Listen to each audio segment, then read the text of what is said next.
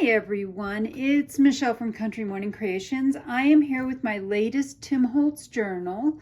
For this one, I used the Wallflower paper pad, and this is also some Tim Holtz fabric that is it's based on the Wallflower paper pad as well. So you'll see a lot of similar things. So mostly what I've used is a lot of Wallflower products from Tim Holtz. So what I've done is, again, this is a Tim Holtz fabric. I have made the base for this, the cover. So I made a rounded spine, and this is that hardboard that is heavier that Nick the Booksmith recommends. I took several of her classes and love her ways of making a lot of these kinds of covers. It is closed because this is a chunky monkey. It is held closed with some sari silk, and this is a Tim Holtz key.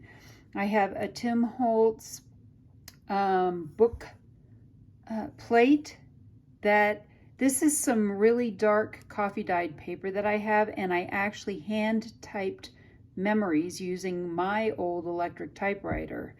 And then I did put some corner protectors. They are on the front and the back as well. And then you can see there's lots of stuff sticking out of the top and lots of stuff sticking out of the bottom. I did a ton of sewing in this. And this is actually, has more pages than I normally do. I normally do about 120 pages. This one has 160 pages in it. It's about a 1.5 inch spine, but that's only from here to here. As you can see, it's chunky, so it wants to bulge a little bit. And it is, let's see, this is about probably closer to 5 inches, and this is 8 3/4, I believe. So somewhere in there. And all I've done is this is tucked in the back, and then it comes through the key. And that's how I hold it closed. And now that I have it off, you can see that it's trying to burst open. But anyway, so yes, I've used a lot of the Tim Holtz Wallflower stuff. So here I have just a pocket, and again, a lot of this is the Tim Holtz stuff from a lot of his paper. I don't know what to call it. This is stuff left over from, there's an ephemera pack that goes with all of his stuff as well. Now this is a custom card that I made using the Tim Holtz wallpaper as well. So you'll see several that I made using wallpaper, and then some of this is just more of the Tim Holtz stuff. I have 6 custom tags and 6 custom cards that are part of this. I think I left maybe 3 pages blank in here because otherwise I used Tim Holtz stencils as well as the Tim Holtz stamps. I had a friend who was cleaning stuff out. Her husband had been doing bookkeeping, and I think that's who gave me all this string.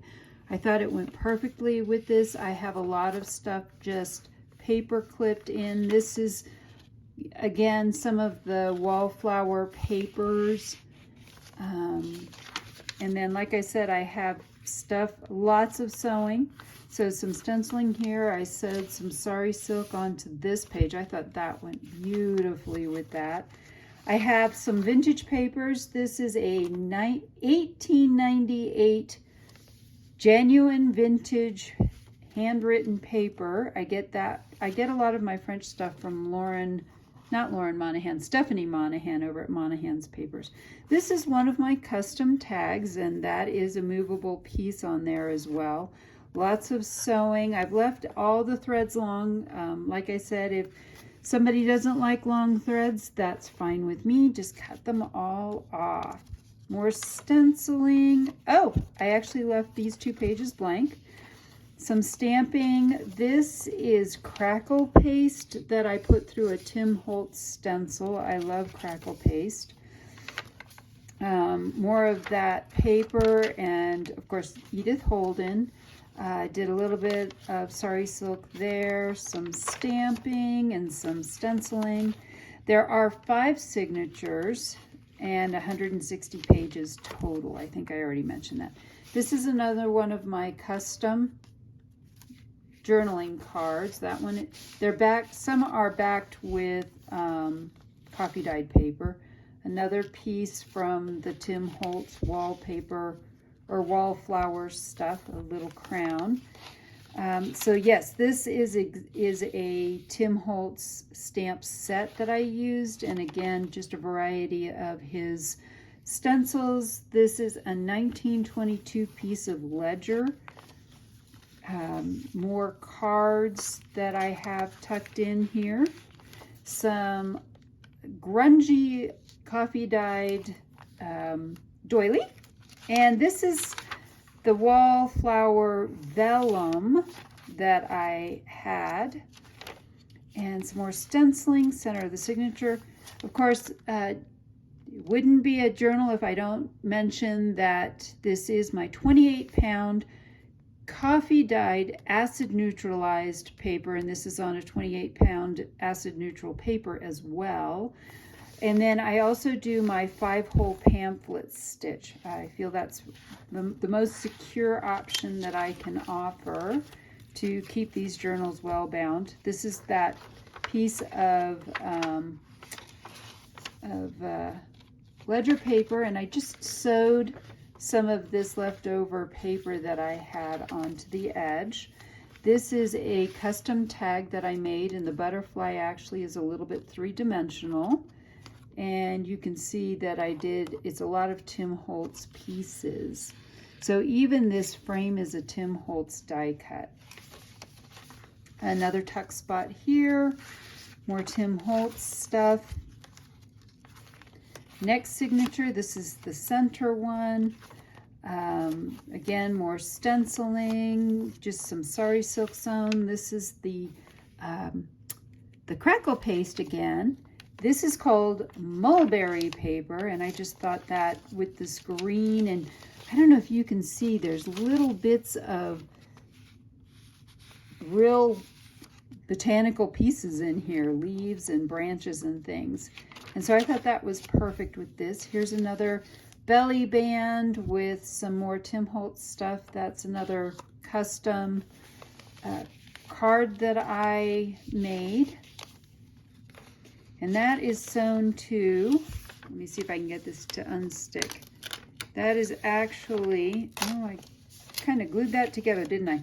Anyway, this is a 1930s typewriting journal. And then this is the other half, again, sewed some of this gorgeous yarn down that piece. This is a little tag that I also made, and that's a Tim Holtz die cut as well. I love these bigger, wider grommets for tags. I think they're fun. This is some really old vintage music paper. Again, I get that from Stephanie Monahan over at Monahan's Papers. Some more Tim Holtz ephemera. Oops, that one's upside down. This one says who, what, where. Next signature. And every signature has this lace on it, but what I did was I offset the lace so it doesn't look like teeth. So again, more stamping, more stenciling. This is another flower book that I have. This is some dyed tracing paper that I have. And again, I did 2 different kinds of altered paper clips. I have some that has this sari silk. This is another one of the vintage what I use Tim Holtz stuff for this tag, and this is a stamp that's a Tim Holtz stamp, and then I use some of the Pink Flamingo embossing powder on that. I thought that would be really pretty. And then some more piece of, this is that vellum, and this is a Japanese paper, and I'm not quite sure, I don't remember what it's called, but I love, it's just very texturally, if you will. Another tuck spot here with another one of my cards that I made, and some more Tim Holtz just ephemera. Oh, this is my favorite thing. So part of this stamp set is, and this is speckled egg blue, and then I think I used gathered twig for the brown part of this egg, and I did this a couple of times through here. Love, love, love that egg. So I had to do a few of those in here. More of this. This is, again, more Tim Holtz stuff, but that one says noteworthy on that side. So you can jot some notes.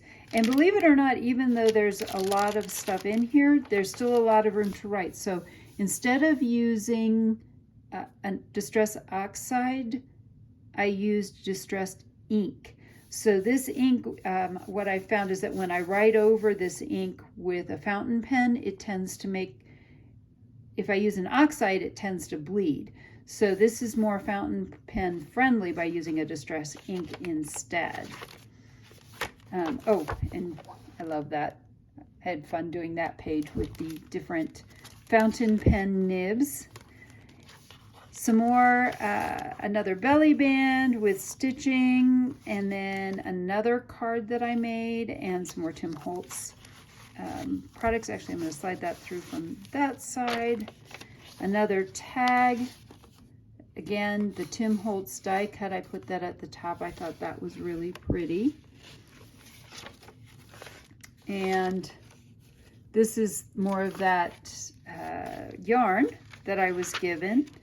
And this is, I don't know what the date was on this, but this is some more vintage, real vintage French. This is, let's see. Oh, this is from a late 1800s book that I have. That's one of those Secretary of State books. And this is, again, you can see that this one says number 5. And then this is actually my favorite image of Tim Holtz's. I love that. And that's just tucked in there. And again, this is just held with this yarn. Now, what I did was to keep this yarn from unraveling, I have tipped the edges in just some glue. More sari silk, the rest of that paper.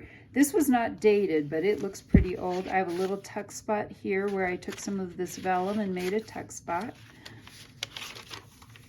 I like this. Courage is being yourself every day in a world that expects you to be someone else. So there's a couple of stamps that I used that had some encouraging things.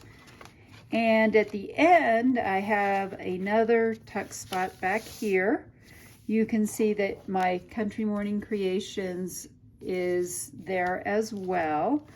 And then this was one of the custom cards that I made, and this was another custom tag that I made, and that is all tucked into the back here.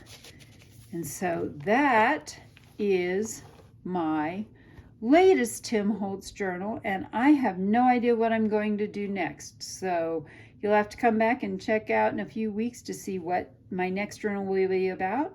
I hope I've inspired you to be creative today.